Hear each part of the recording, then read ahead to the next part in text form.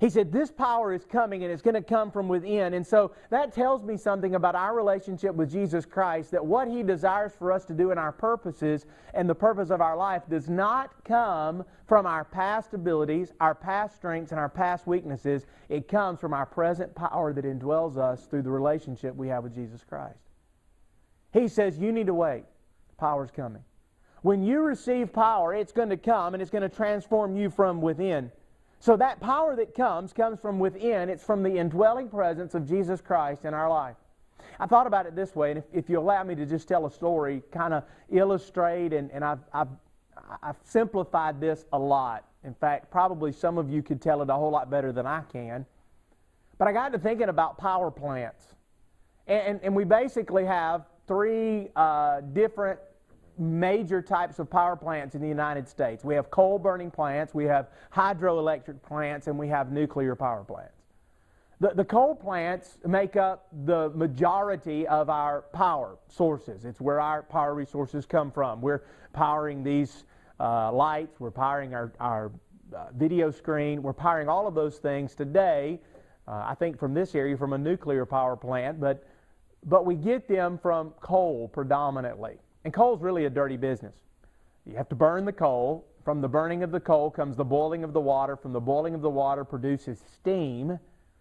The steam turns the generators and the turbines, and the turbines turn the generators, and when the generators turn, it generates the power that you need. The power is harnessed, and then it is hosted out, and it's sent through the cables and through the wires and ultimately to us.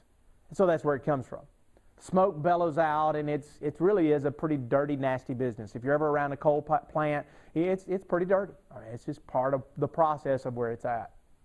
One of the reasons why I like nuclear power plants a little bit better. While nuclear can be a little bit dangerous, it really isn't when they control it. And when you think about a nuclear power plant, I remember asking an engineer one time, he was a nuclear engineer, and I asked him this question. I said, how is it that you produce power at a nuclear power plant? And he said, we don't produce power. I said, wait a minute, time out. What do you mean you don't produce power? He said, we don't produce power. A nuclear power plant does not produce power. We don't make power. It's already there.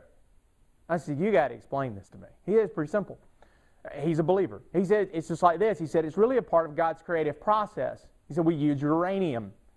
We figured out the trick to taking uranium where the power really is, and we take the uranium and we break it down, and as we break it down, it releases power.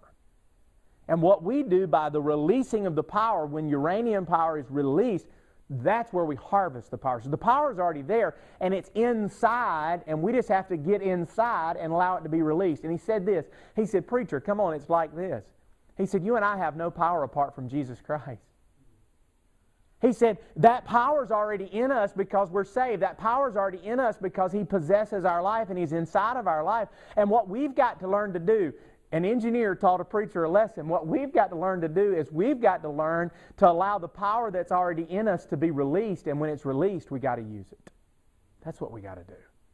You see, the problem is a lot of times we go around powerless. A lot of times we go around thinking that we lack power and we lack energy and we lack focus, all because we think we've got to manufacture the power, when as believers we don't manufacture it, we simply release it. We live under the power of Jesus Christ that is already inside of our life. I don't have to work it up. I don't have to manufacture it. I don't have to make it up. I've just simply got to say, Lord, you're already in my life. Release that power for me to live every single day. Release that power for me to live today.